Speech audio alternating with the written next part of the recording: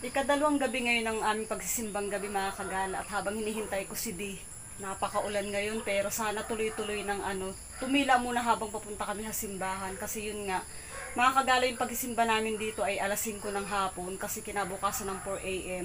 Doon sa kabilang barangay nagmamas si Father. Kaya tuwing ika 5 p.m. dito sa Port Junction Norte, dito sa aming barangay, kami nagsasagawa ng aming pagsisimbang gabi. At ayan na nga, pagkatapos namin magsimbang gabi mga kagala, 5 to 6 p.m. yun, ay dadalo tayo sa Christmas party ng aming barangay sa aming multipurpose covered court mga kagala. Habang hindi pa ulit umuulan at tumila ngayon kami ay nagmamadali didi para maghanda, para pumunta na kami sa church kasi para bago mag 5 p.m. ay nandun na kami. Tara let's mga kagala, punta na tayo. Umulan na lang ulit. Mapati-patila ulit kami. Ay, Chalite, tara na! Talaga hindi kami mapipigilan. Ayan si Chalite. Si Chusano, nagpaiwan na. Tinatama daw. Yay. Oo nga. Ayaw magpaawat eh. Hindi nga yung mga motor namin. Ikiran.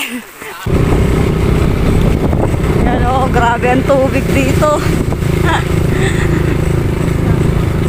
Ganito kabaha sa amin kapag tagulan. Yung dadaanan lang naman. Kapag tigil ang ulan, tigil din yan.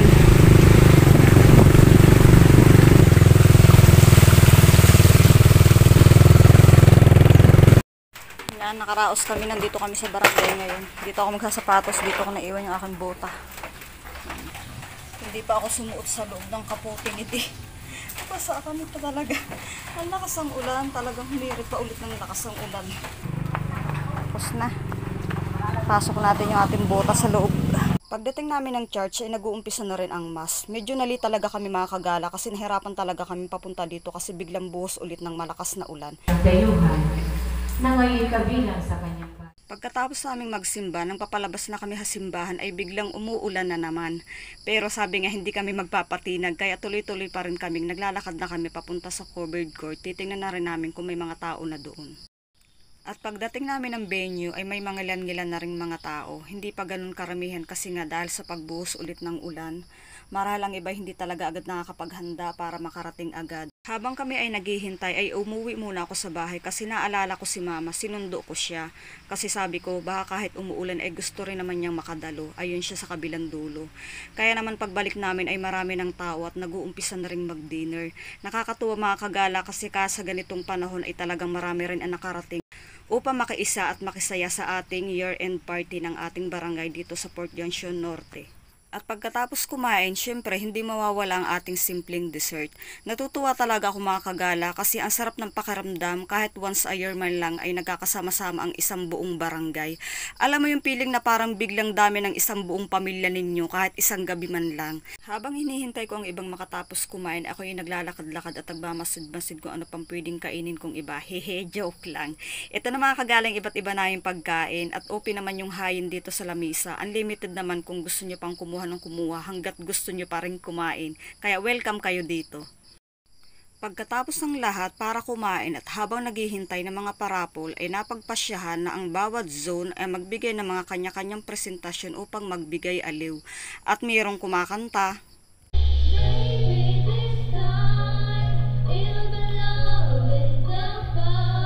magpakitang gilas sa pagsayaw, at talaga namang hindi rin pahuhuli magpakabog ang ating mga nanay. Siyempre, hindi mawawala dito sa Bicol ang tinatawag ng Bicol Cha-Cha or Square Dance. Ayan, pati si Kapitana, si Lula Cap ay napadamay. Damay-damay na dito mga kagala para lang sa ating kasiyahan.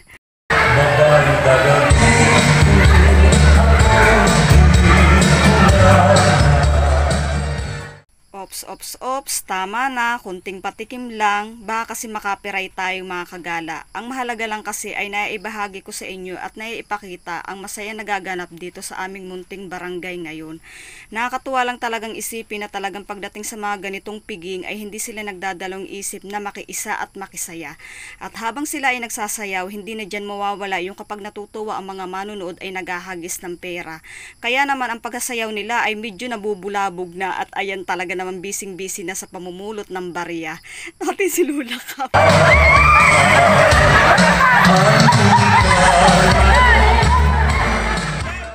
hindi rin pahuhuli ang mga munti nating dalaginding. At ang ating mga butihing Team Nanay at tingnan nyo naman si Sek Argel, talaga namang hindi magkaulayo sa pagsuporta sa kanila.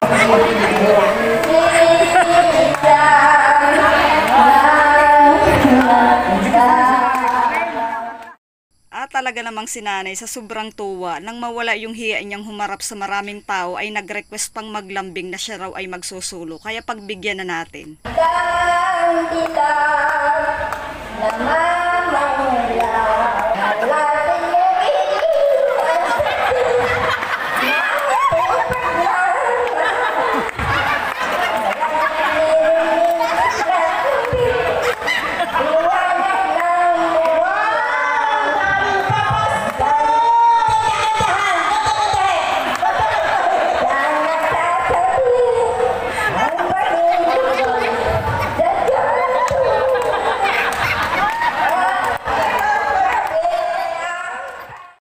Diba, ang saya niya, matitiis nyo ba yung hindi pagbigyan? Syempre hindi rin pahuhuli ang aming zone na zone 7, si Brian.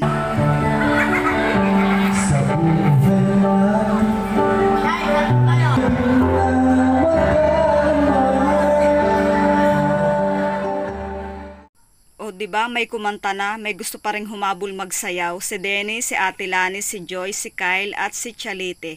O sige na, pagbigyan na at minsan lang yan, sa taon na ulit mauulit, kaya sige, bira! Pagkatapos ng lahat na magbigay ng mga kanya-kanyang presentasyon sa bawat zone ay tuloy-tuloy ulit ang walang kamatayang square dance or Bicol Cha-Cha. At shout out sa lahat ng mga BH dito sa health center dito sa Port Junction Norte. Ayan si Sis, si MM, napasabak na rin at may mga kasama pang iba, si Ate Lily.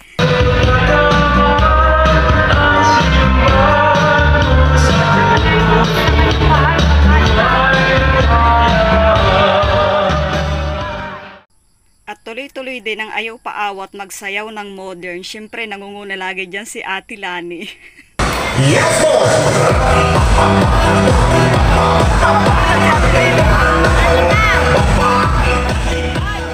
Oops, time out muna para umpisahan na ang ating raffle. Siyempre una pa lang ay marami na agad ang sinwerte.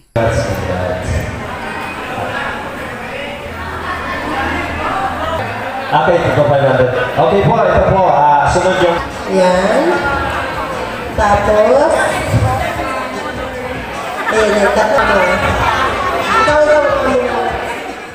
pagkatapos ng unang batch, para sa mga maraming sinwerte, ay palaro muna ulit. At ayan ang ating stop dance.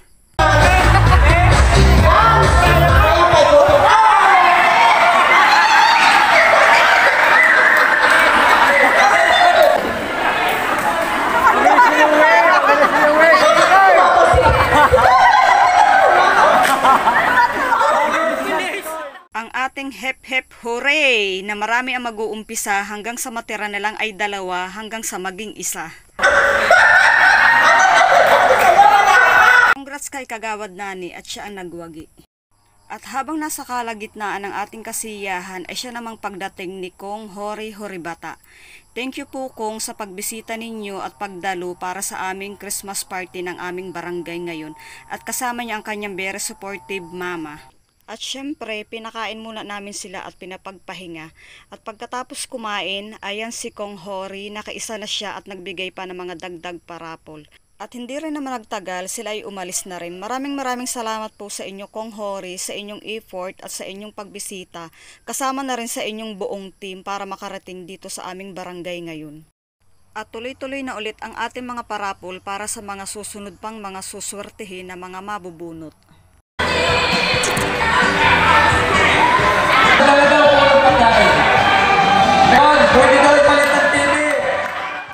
Ang pinalad na makakuha ng speaker ay si Kagawad Jeannie Algarin. Number 33, Jenny Algarin. Ito, nandito na ang pinakamaganda. 32, English na TV. Nako, pagkalapot ng anak ng mama Kalao. Number 58, Lani Plata. Ayos ka!